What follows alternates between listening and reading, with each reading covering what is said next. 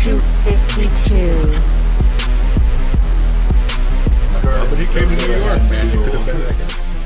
Never go to Haddonfield, Illinois. Exactly. You won't run into Michael Myers. But now, Nightmare on Elm Street, that was a completely different vibe because it was like, if you fall asleep, he'll come get you. Now, can you remember the rhyme? The lyrics? Oh my goodness. 1, 2, Freddy's coming for you. 3, 4, better lock your door. 5, 6, grab your crucifix. 7, 8, never stay up late. 9, 10, you'll never sleep again. That was terrible. That was Nice job, guys. That was good. You know what's great about Nightmare on Elm that's a Street? bumper. It's not just the one-liners. It had a much deeper plot to it. I mean, you have what happened to Freddy, why he rose. He's taking vengeance on the kids of all the parents who burned him. And he never touched those kids. He never touched the kids. He was an accused pedophile. And he was falsely accused. It had a real story behind it. Yeah. You know, that was a huge problem with the remake right there. They made him a pedophile and a child molester. You know, that right there, it broke the character for me. It broke the character because the thing is, he was angry at being falsely accused, run down, and then burned alive. Right. Yeah. So that's why he wanted to come back. It was like, I'm getting you back. I don't know. He was still a child Nancy did to murderer. him. He just wasn't a child molester. It's a fine line, Right. Thank you. Yeah. Right. Now, I'll tell you what. Great movie and all, but I will watch Freddy's Revenge over everything. Not just because of the homosexual overtones. That's one of my favorite parts of it. Okay. There's a lot of S&M in that movie. S&M. And the director of the movie, an admitted homosexual, he didn't think that he was putting homosexual stuff in it, but he did. And it shows. A lot of man-ass in this movie. It's a good movie. There is. You know, Didn't it have Freddy crawling out of a guy in that one? Yeah. It was like he's coming out of the closet. He's, you know. Yeah, the whole. I'm coming out. It's my coming out party. I think that's exactly what he said too. Yeah, well, if he didn't say it, we'll put it in part. If he didn't say it, he implied it, yeah. And those first couple of Freddy movies, because, you know, the first one had Johnny Depp, right? Mm-hmm. Yeah. The second one had Robert Downey Jr. No. That guy, he looks like Robert Downey He looks Jr. like Robert It was his partner from Weird Science, though. It was, There you go. Robert Russler. Oh, the guy with the big bushy eyebrows. Yeah. Yes. Yep. Ah. Yep. That guy. Oh, yeah. You know, he had a huge career right now. Actually, he did go on to do some other stuff. That guy did, you know, some of the early Elm Street people went on to do things beyond Elm Street. And most of the later ones did not. Right. Wasn't there a TV show?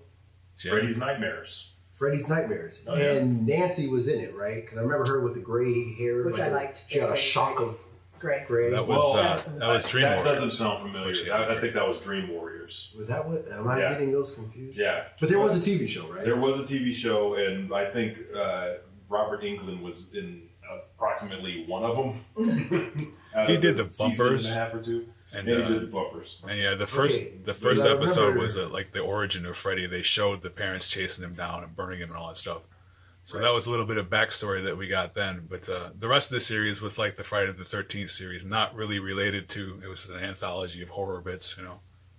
Right. Oh yeah, there was a Friday the 13th series too. That's right. Yeah. Yeah, and it was an excellent series, and it had nothing to do with the movies. Right. It was an excellent series. Yeah, they just had the name. Friday It was the 13th. Cursed Antiques. Yes. And this guy was... I thought that was Warehouse 13. No, this was Friday the 13th, the series. He worshipped the devil, and he cursed all these antiques, and he sold them or gave them away. Right. And the Friday the 13th team is trying to recover all these antiques. And they're deadly. I shit Every you show- not. If you look up Warehouse 13, I swear to God, That's that is the the name. plot. Stolen from Friday the 13th. They must And have. like every antique, there was a backstory on the show about it. Right. Yeah, I remember It was a that. very good show. I Now, really enjoyed it. When you come to Dream Warriors, though, Part 3, Frank and I, we could probably quote this word for word the whole movie. It was a good movie. I enjoyed it. Yeah, Dream Warriors, I think, was my favorite of the franchise. Well, and then after that, I think I stopped watching. Yeah, I stopped watching No. after part 4. I was done. Oh, Dream Master? Yeah, I did not like it. Why not? I don't remember. It was a long time ago, but that's when I stopped watching the Freddy movies. Man, come on. Alice was a much better protagonist than Nancy. no, Than I was going Kristen. to say Kristen. Kristen? Yeah. Kristen, is it Kristen or Kirsten? Because they call her both names. In They the, do call her back and forth. It's officially Kristen. Okay. But yeah, there's a couple of people that flip that and like, well, did you not read the script? And even Patricia Arquette says her own name wrong at least once in that film. I know, and we pointed that out even back in I 1984 love those when movies we were like that. watching this. Because even in Pulp Fiction, I Or believe 86. Samuel called him Brad and Brett. Right. You're Brad, right? Yes, you did, Brett. Yeah. I like beer. I like beer. I like beer. That Pulp Fiction edit they did of that they went viral for a minute there. That was just ridiculous. That was very good. Well, anyway, what is her name? Linnea Quigley? Oh yeah, yeah. That was like the later Scream Queen. She was in all kinds of those movies, and whenever they needed someone to be nude in a movie, they would buy her. Or, what was it? Return of the Living Dead. She's all over that. Oh, one. that's her, the redhead. Yep. Yeah. No. So that's that was the 80s for you. I believe, Like, how much money can we give away? I'm going to start a rock band called Linnea Quigley's Nipples. I think it exists. They're already huge in LA. Her nipples? The band, not the nipples. Oh, okay. Yes. Gotcha.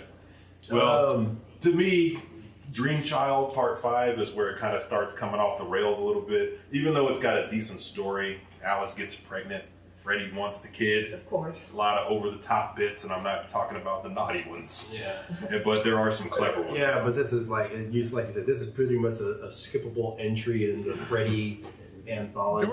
There was some interesting bits. You know, it was not good when he turned the kid into the comic book and shredded it. right. Yeah, that was pretty whack. It was not good when he turned the guy into a motorcycle. Like, what are you?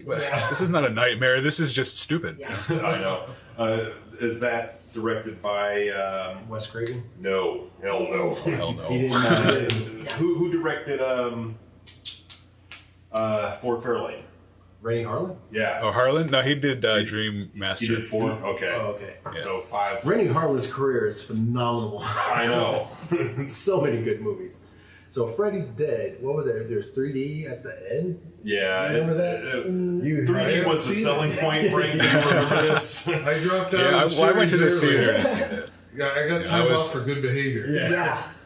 There you go. Yeah, I went to the theater and paid the money to see that, and still have the 3D glasses. And the really cheesy thing was in the movie that they were hypnotized, and they said, "Well, you have to put on these 3D glasses that look exactly like the ones the people in the theater are holding, so that you can enter the dream." Okay. Yeah. Like, yeah, that wasn't. How did that happen? So yeah, Even- it was too stupid as even a 17-year-old. I was gonna say, I would say for me growing up at this point, a lot of these movies, they were starting to Pull it together. the minutia of these movies were starting to go. That's why the early 90s when they came out with Scream.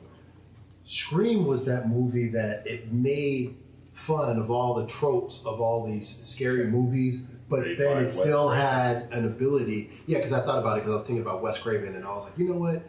That first Scream movie was good. Yeah. Brilliant. The funny thing about Scream, though, as it went on, it started It to started to parody it itself. started to parody Sure. itself. Yeah. You know, I think it goes back to like we were talking about Andrew Dice Clay, the shock value. Yeah. I think slasher movies were so on fire because it was so shocking. Right. But once you get desensitized to all the gruesome scenes, they're just not that great of movies. I know. And I think that's why the genre died. And then you had a whole new generation introduced to Scream, and they get that shock value. Yeah. Right. Whereas people our age probably didn't see Scream as scary as they thought it was. That's true. That's why they did Saw. Oh, yeah. Yeah. Oh, I got to mention another one of my favorite horror movies that Saw totally borrowed from. Dr. Fives. Have you heard of him? I've heard of that, but I never watched it. Is it actually good? It's Vincent Price. Yeah. He was making they were making a whole franchise, but he died after filming the second one. Return of Dr. Fives. He kills people in really bizarre ways. He builds intricate machines and tortures and kills people. And they're great movies. There's 2 of them. You just Google Dr. Fives, you'll see them. And that's really where Saw. Well, I do like Got a lot Vincent of that Price. stuff from. Yeah. Oh, he was excellent in it. He Oh, was yeah. excellent.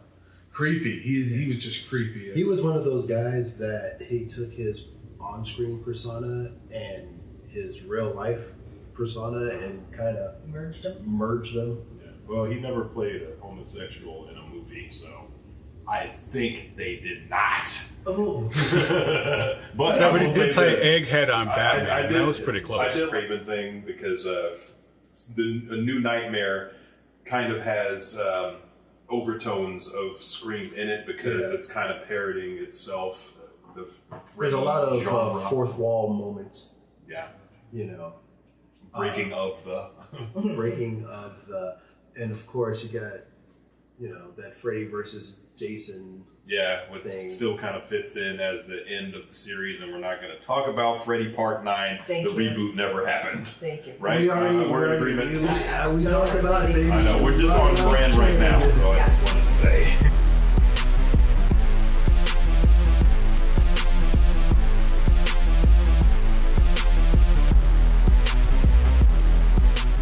Adonis, pull yourself together.